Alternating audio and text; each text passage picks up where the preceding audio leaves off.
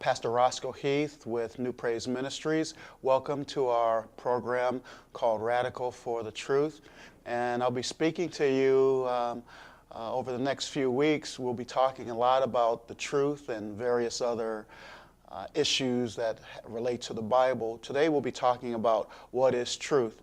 And our text is going to be from the book of St. John, the Gospel according to John, the 18th chapter, the 37th through the 38th verses, and it reads this way.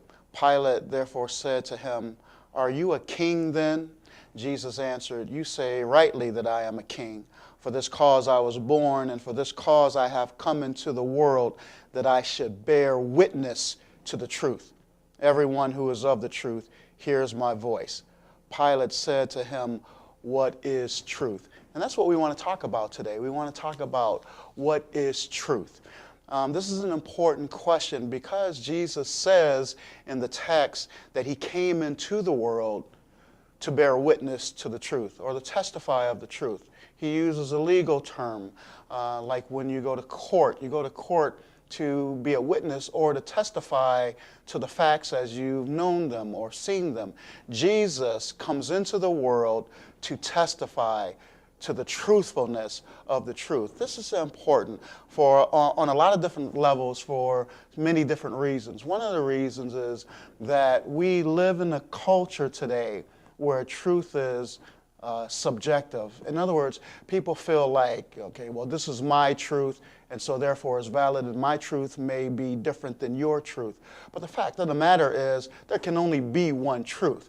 Now, you can interpret truth your way, and I can interpret truth my way, but it doesn't validate what truth is. It doesn't change what truth is. Truth is the reality or the state of a situation as it really is. And there is no greater truth or no more real truth than God, than what God has said.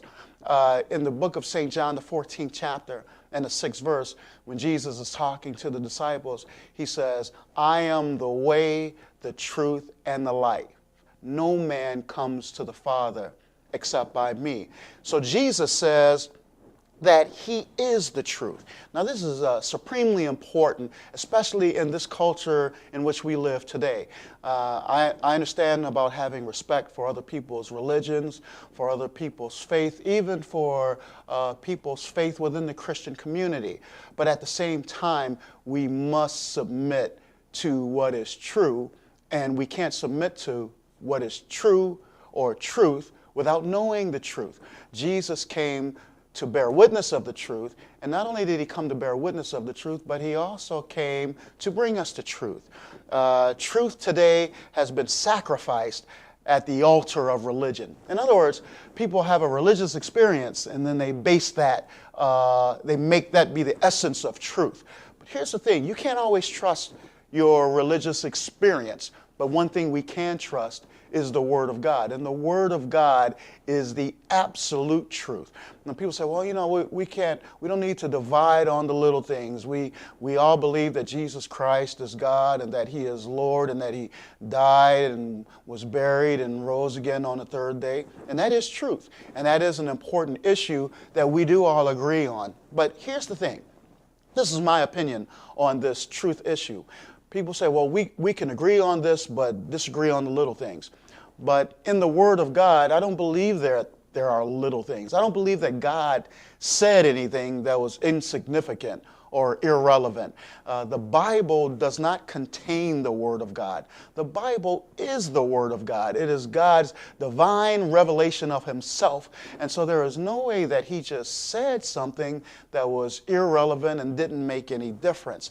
And so it's like this. If you came to me and asked for directions to get to such and such a place, and I gave you partial directions, or in other words, some of the directions that I gave you are true, but then the rest of the directions are inaccurate. I give you signs to look for that aren't really there, or I give you a left turn when it should be a right turn.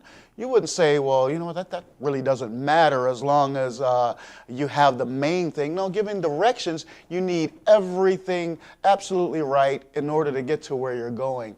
And unfortunately, in our Christian community today even, many people don't believe that it's necessary to be a person of absolute truth, or in other words, understanding and believing the absolute truth. Truth is important. Jesus said, I came to bear witness of the truth. And then Pilate asks him, what is truth? Well, that's what we want to talk about today.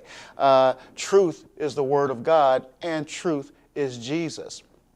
Again, in John 14:6, he says, I am the way, the truth, and the life. In Ephesians, the 4th chapter, Paul says that the truth is in Jesus. And so in order for us to grasp the reality of the situation, we must measure everything by Jesus Christ. Well, here's the thing. Jesus isn't here today, in the flesh, that is. We understand that he is here in spirit, and he is here in another way.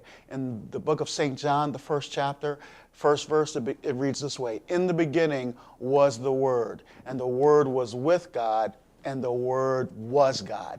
Now, we can have the truth and know the truth because we have this book here called the Holy Bible, which is the truth. Now, because Jesus is the truth, and because Jesus is the Word, and this Word is the truth, everything else not consistent with him, or that is, with the Word of God, has to be false if it is inconsistent with this Word. And so, again, let's take the issues of science. I believe in science. I believe in certain forms of evolution. You know, there's macroevolution and there's microevolution. And we'll talk about that in some coming broadcasts and some discussions. But so there is a place for evolution. But when evolution tries to answer the questions about the origins of man, we cannot believe evolution. We have to believe the truth or the reality, which is the Word of God. Anything else that is inconsistent or contradicts what the Word of God says has to be false. A person's belief does not make something true. Just because you believe something, and you believe it sincerely, and you believe it with all your heart, it doesn't add veracity to it. It doesn't mean that that's true because you believe it sincerely. The sincerity of one's belief does not make something truth. Because a large number of people believe it, that doesn't make something true. You have an entire group of people. Let's take the religion of Islam today.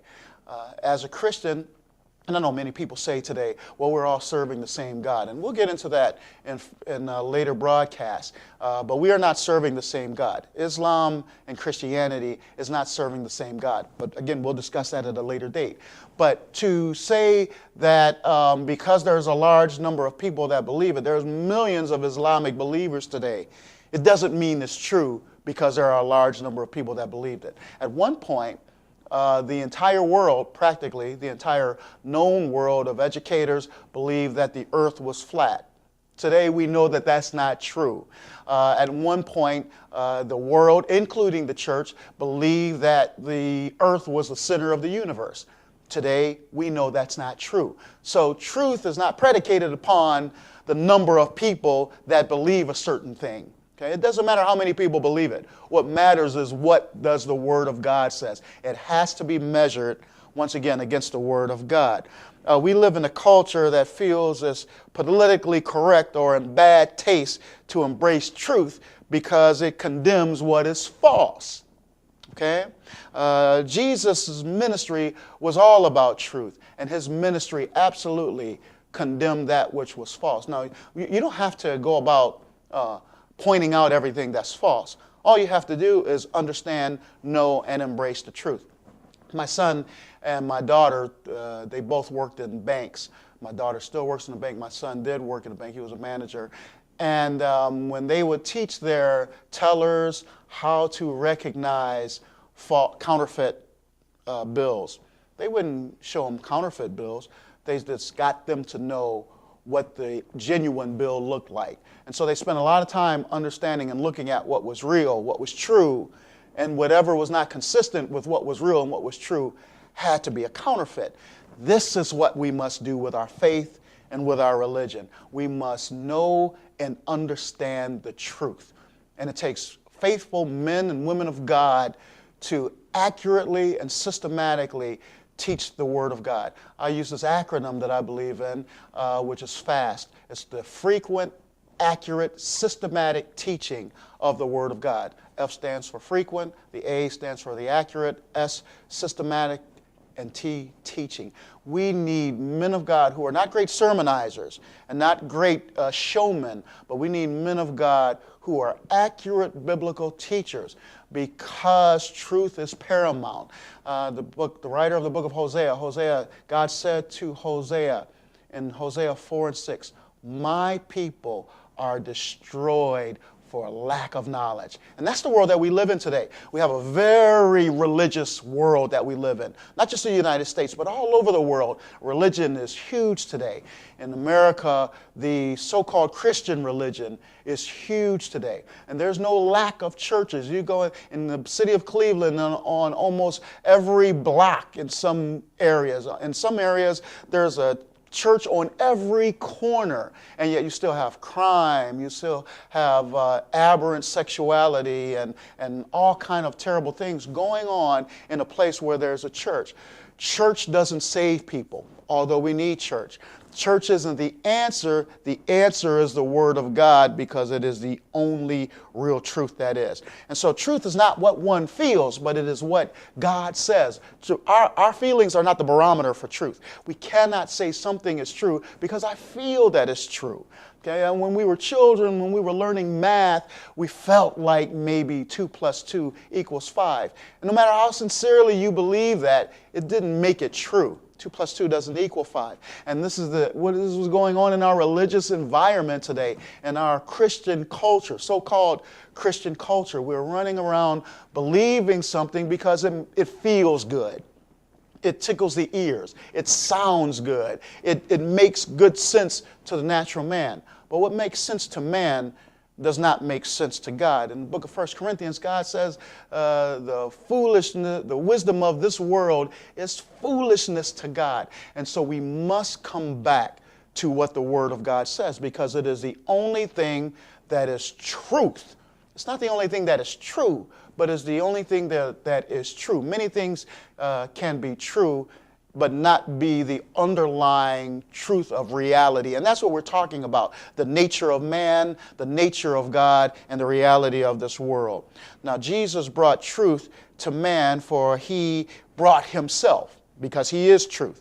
The Word of God is truth. Therefore, all reality and everything we understand must be measured against that truth. So again, going back to science, when man says that there was a big bang and that all life was created out of nothing, no matter how plausible that may seem to the unredeemed mind, we must go back to the Word of God and see what the Word of God says about the nature of that reality. Jesus clarifies that truth is important for religion to be legitimate. Okay? People feel that being religious or their involvement in religious activities, that's good enough, but it is not the ground of, if religion is not the ground, if truth is not the ground of religion, then that's a vain religion. Okay? And John 4th chapter, the 23rd and the 24th verses, Jesus is talking to the woman at the well, and he says this to her: "But the hour is coming, and now is, when the true worshipers will worship the Father in spirit and truth. For the Father is seeking such to worship him." Verse 24 says, "God is spirit, and those who worship him must worship him in spirit and truth." It didn't say God is a spirit, as the King James Version says. It says God is spirit. In other words, if it had said that God is a spirit, that word "a" just means that he's a spirit, he's one of many spirits. But there's no comparison to God. God is not like any other spirit. There is no classification that we can put the incomprehensible God in. He is something other than what reality and what existence has ever known. So he's not one of another spirit. He is one of only that kind of spirit. And so Jesus says here that if you're going to worship him, you must worship him in spirit and in truth. Many people say, well, I worship God my own way. No, Jesus didn't say that. In fact, if we look in the book of Leviticus, the 10th chapter, where Aaron's 2 sons decided to worship God their way. And they offered strange fire on the altar, and God slew them. How we worship is very important to God. This issue of truth, we must come back to the truth. We must know the truth in order to live by the truth, and that truth is in the Word of God. We definitely will talk more about that in the weeks coming. I'm sure that you'll have questions, and you can contact me. I'm Pastor Roscoe Heath. My email address, the church's email address, is T as in Tom, B as in boy, and then truth, tbtruth@yahoo.com. So send your questions in. We'd love to hear from you, and I'm going to answer your questions. I'll answer them either by email, if they're of a nature that we can't put on the air, or else I'll answer them through this vehicle right here. We look forward to communicating with you again. Next week, we'll continue the discussion on what is truth. Thank you, and God bless you.